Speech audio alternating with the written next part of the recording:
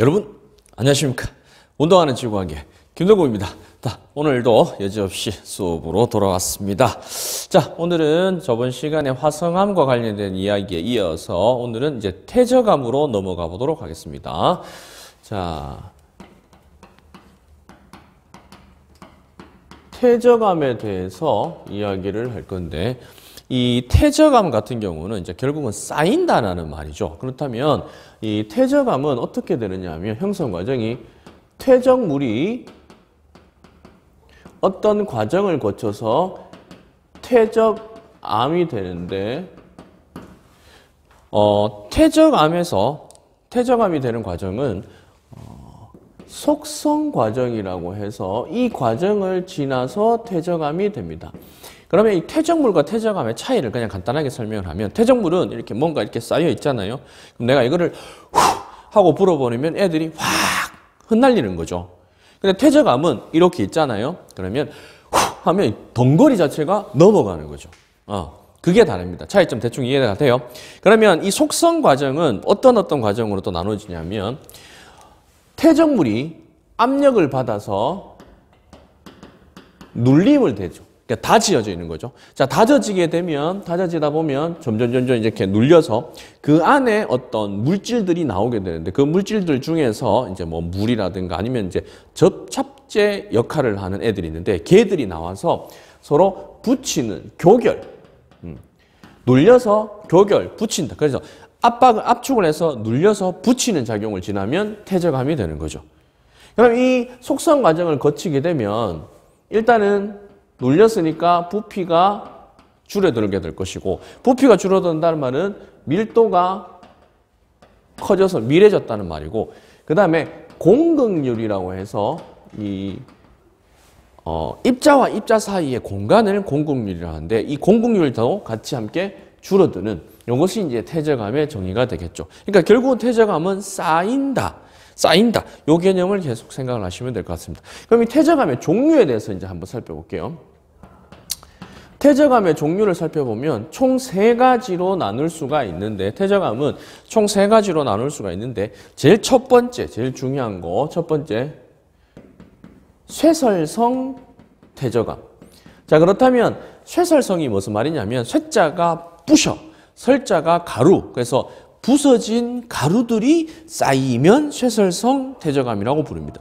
자, 이 쇠설성 퇴적암의 종류를 크게 한번 나눠보면 여암, 사암, 이암 해서 종류를 총 3가지로 나눌 수가 있어요.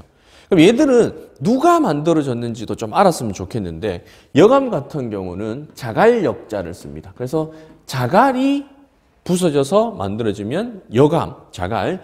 사암은 우리가 알고 있는 사자 뭐가 있죠? 그렇죠. 모래가 쌓이면은 우리가 사암. 그 다음에 이암이 진흙리자입니다. 진흙. 그래서 점토질이 만약에 쌓이게 되면은 이암, 진흙이자예요. 그래서 우리 이걸 가장 기본적으로 쇠설성이라고 이야기를 합니다. 근데 사실은 위암도 있고 뭐 쉐일도 있어요. 근데 이게 이암과 쉐일의 차이는 뭐냐면, 쉐일은 이게 층이 나 있으면 쉐일이라고 부르고, 그냥 혼합되어 있으면 그냥 이암이라고 부르는데, 그냥 일단 이렇게만 하겠습니다. 그래서 쉐일도 또 같이 있다는 거 기억을 하시고, 그 다음에 이 쇠설정 중에서 또 특이한 게 뭐가 있냐면 응해암이라고, 얘는 특별하게 화산재가 쌓여서 된 퇴적암입니다. 그러니까 화산 폭발이 일어났는데 이 마그마가 아니라 이 화산재들이 쌓여서 형성된 암석을 우리가 응해암이라고 부르죠. 자, 그 다음에 이제 두 번째로, 사실 이제 어떤 관계는 다 비슷한데 화학적 퇴적암이 있고, 그 다음에 유기적 퇴적암이 있습니다. 즉, 화학 반응에 의해서 만들어지는 거, 유기적은 어떤 생물체와 관련된 있는 건데, 여기서 그냥 간단하게 이제 두 개를 묶어서 같이 할게요. 만약 CaCO3, 탄산칼슘은 우리가 석회암. 그러니까 둘 다 과정은 똑같습니다. 몸속에 석회질이 굳어지면 석회암이 되는 거고, 그 다음에 SiO2가 굳어서 되었다. 우리는 이거를 처트. 이것도 이제 똑같습니다. 과정은. 과정에 따라서 조금 나눌 뿐이지, 종류는 똑같습니다. 자, 그 다음에, 이 퇴저감 하면, 중요한 건, 퇴저감 하면, 이 퇴적 구조가 사실 매우 중요하죠. 퇴적 구조. 자, 퇴적 구조에 대해서 한번 살펴보면, 첫 번째, 사층리. 자, 사층리에 대해서 한번 살펴볼게요. 사층리는 뭐냐 하면, 이쪽에서부터 바람이 또는 물이 이렇게 흐른다고 방향을 한번 쳐봅시다. 그러면 이쪽에서부터 뭔가가 이렇게 날아와서 이렇게 자꾸 가라앉겠죠. 이렇게 갈수록. 그럼 가라앉는 모습을 살펴보면 이런 식으로 넘어와서 이렇게, 넘어와서 이렇게, 넘어와서 이렇게. 이렇게 쌓이겠죠.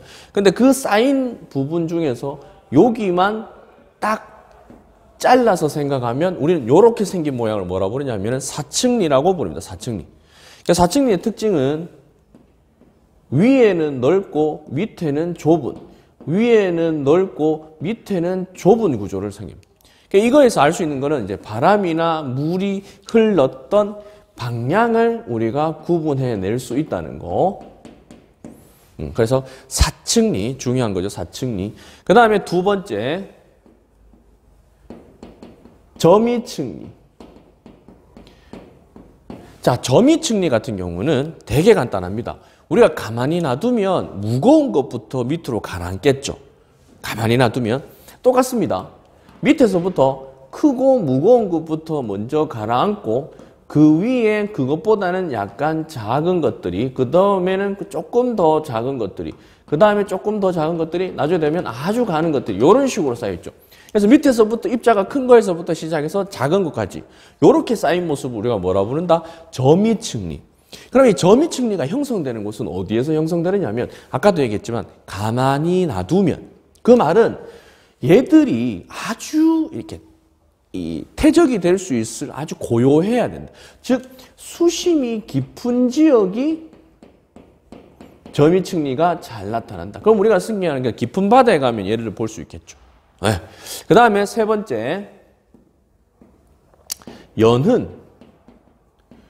자, 연흔은 어디서 볼 수 있냐면, 우리 혹시 바닷가에 이렇게 이제 해수욕장 바닷가에 가면 물이 이렇게 들어오는 데를 한번 보면 그 바닥에, 모래사장 바닥에 보면 물이 이렇게 있는데 보면 바닥에 모래 모양이 이 물결 방향처럼 이렇게 생긴 걸 볼 수가 있을 거예요. 그게 연흔입니다. 그게 굳으면 연흔이 돼요. 그래서 모양이 어떻게 생겼냐면 이렇게. 이렇게. 그러니까 방금 이야기했지만 쌤이 지금 이제 발목이 잠길 정도의 아주 이 바닷가 해수욕장. 즉, 얘는 어디에서 만들어지냐면 얕은 물 밑에서 만들어져요. 그러니까 얕은 물에서 연흔의 흔적을 볼 수가 있다. 이렇게 생각을 하시면 될 것 같고. 그 다음 마지막으로 건열.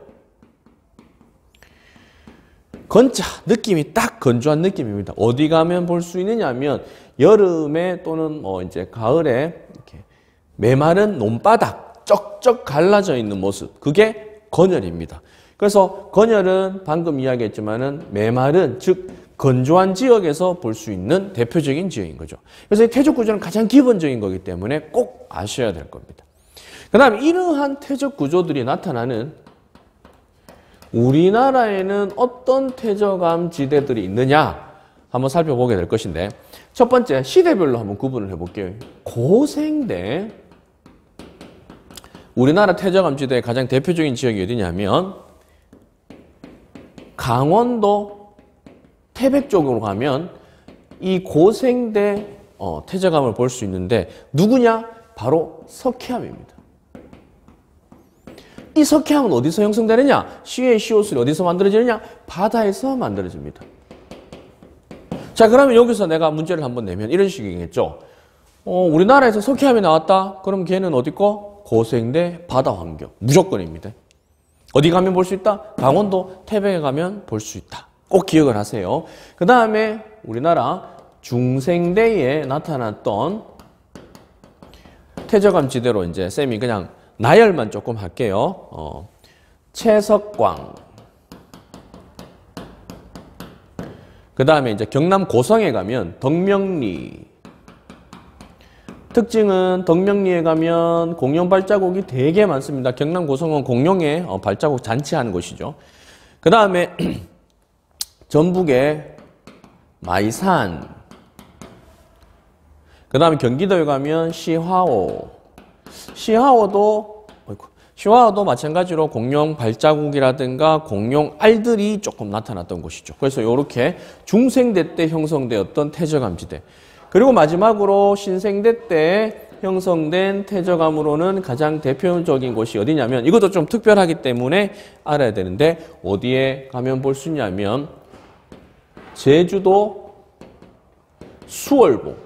자, 제주도는 화산암지대인데 태저감지대가 있네. 우리 아까 전에 태저감지대 중에서 되게 특별한 거 응해암. 이게 뭐 어디에서 나타나느냐? 제주도 수월봉에 가면 응해암이 나타납니다. 태저감지대인 거죠. 그래서 화산재가 쌓인 응해암, 가장 대표적인 지역입니다. 자, 이렇게 해서 오늘은 이제 태저감에 대한 가장 기본적인 이론들에 대해서 한번 설명을 해 보았습니다. 자, 다음 시간에는 이제 조금 더 중요한 이 구조, 지질 구조에 대해서 한번 살펴보도록 할게요. 자, 오늘은 여기까지. 운동하는 지구과학의 김동욱이었습니다.